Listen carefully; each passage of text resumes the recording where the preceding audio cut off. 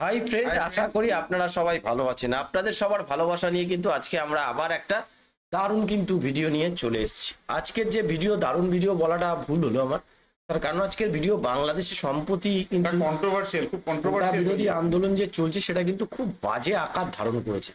এটা কাম্য নয়, কোনো দেশের ক্ষেত্রে প্রচুর প্রাণ চলে গেছে বন্ধুরা।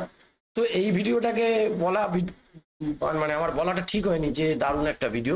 এই ভিডিওটা কিন্তু বন্ধুরা মানে না দিলেই নয়, কিন্তু অনেকে মানে কমেন্ট করেছে, তাই আমি ভিডিওটা নিয়ে এসেছি। বলি তার মানে বাংলাদেশের তারকারা কি বলছেন এই কোটা আন্দোলন নিয়ে, সেই সম্বন্ধেই কিন্তু ভিডিওটা।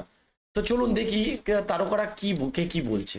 পথে নেমেছে শিক্ষার্থীরা, যে কোনো মূল্যেই হোক কোটা সংস্কার চান তারা। এদিকে আন্দোলনে সাধারণ শিক্ষার্থীদের ওপর হামলা চালিয়েছে ছাত্রলীগ। সংঘর্ষে হতাহতের ঘটনা ঘটেছে। শিক্ষার্থীদের আন্দোলন নিয়ে যখন উত্তাল দেশ, তখন তাদের দাবির সঙ্গে একাত্মতা প্রকাশ করেছেন তারকারাও। টেলিভিশন তারকা থেকে কন্টেন্ট ক্রিয়েটর অনেকেরই কথা বলেছেন এই ইস্যুতে। কোটা আন্দোলন নিয়ে কি তাদের মতামত জানাচ্ছেন এসআই রাজ।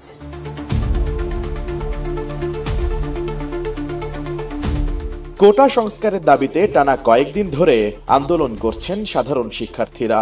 আন্দোলনের রেশ ধরে সোমবার ছাত্রলীগের সঙ্গে দফায় দফায় সংঘর্ষ হয়েছে শিক্ষার্থীদের। এ ঘটনায় শতাধিক ছাত্রছাত্রী আহতও হয়েছেন।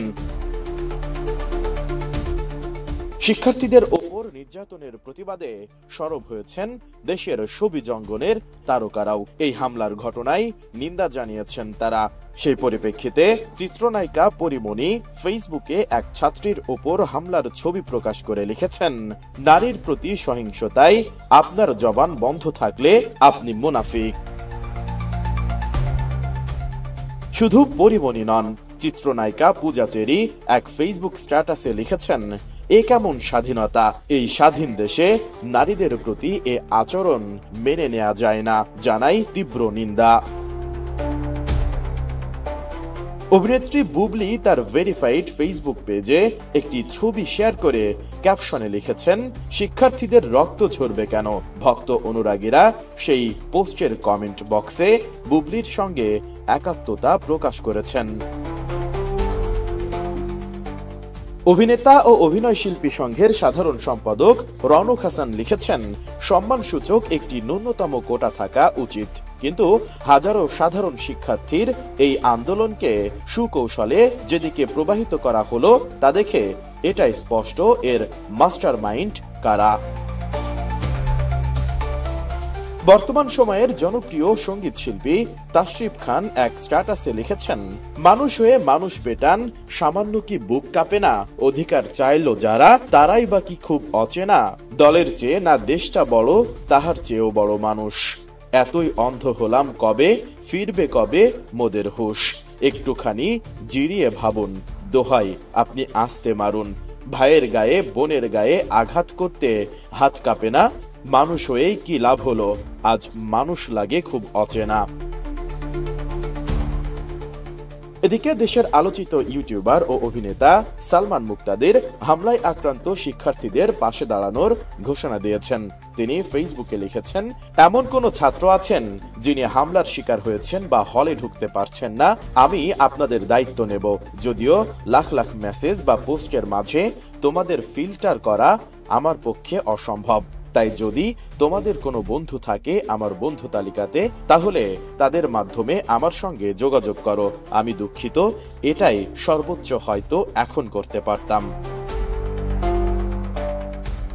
সালমান মুক্তাদির আরও লিখেছেন, যদি তোমাদের কোনো থাকার জায়গা প্রয়োজন হয় বা চিকিৎসা সেবার প্রয়োজন হয়, আমি আছি। মাত্রই কিছু ভিডিও দেখলাম যেখানে কিছু ছাত্র তাদের হলে প্রবেশ করতে পারছে না।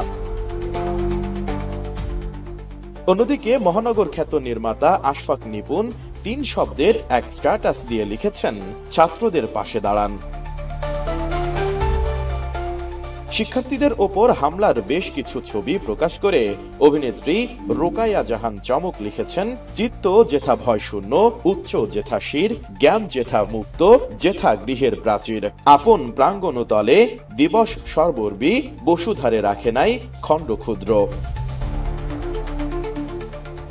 সময়ের আরেক আলোচিত অভিনেত্রী মিষ্টি জান্নাত লিখেছেন, আপনি উচ্চতর ডিগ্রি অর্জন করেছেন, কিন্তু উচ্চ কণ্ঠে অন্যায়কে অন্যায় এবং ন্যায়কে ন্যায় বলার সাহস নেই, তাহলে আপনি একটা আবর্জনা রাজাকার। অভিনেত্রী রুনা খান হামলার শিকার ভীত এক ছাত্রীর ছবি প্রকাশ করে হৃদয় ভাঙা ইমোজি চিহ্ন দিয়ে নিজের প্রতিক্রিয়া জানিয়েছেন। আলোচিত content creator RS Faim Chowdhury ফেসবুকে লিখেছেন, ধর্ম, গোত্র, দল এগুলোর আগে নিজেকে মানুষ ভাবো। যাদের নিরীহ পেয়ে আঘাত করছো তারাও কারো না কারো ভাই, কারো না কারো বোন। ছাত্ররা সম্পূর্ণ যৌক্তিকভাবে তাদের মেধার মূল্যায়ন চাই। এই ন্যূনতম চাওয়াটুকু যদি না দেওয়া হয় তাহলে এর চেয়ে দুর্ভোগের কিছু আর হতে পারে না। আল্লাহ সবাইকে হেফাজত করুক। তারুণ্যের জয় হোক। SI রাজ, ATN নিউজ। তো বন্ধুরা, ভিডিওটা দেখলেন। দেখুন, এই ভিডিওতে তো রিয়াকশন দেওয়ার কিছু নেই, সত্যি কিছু কারণ সত্যি কথা বলতে বাংলাদেশের এখন যা অবস্থা, এক ভয়ঙ্কর মানে, একটা সেটা সামাজিক মানে প্রেক্ষাপটে দাঁড়িয়ে আছে দাঁড়িয়ে আছে, বাংলাদেশ। সেখানে সেই জায়গা দিয়ে কোনো এটা রিয়াকশন তো মানে দেওয়া যায় না। জাস্ট এই খবরটা নিয়ে আপনাদের সামনে তুলে ধরাই আমাদের কাজ।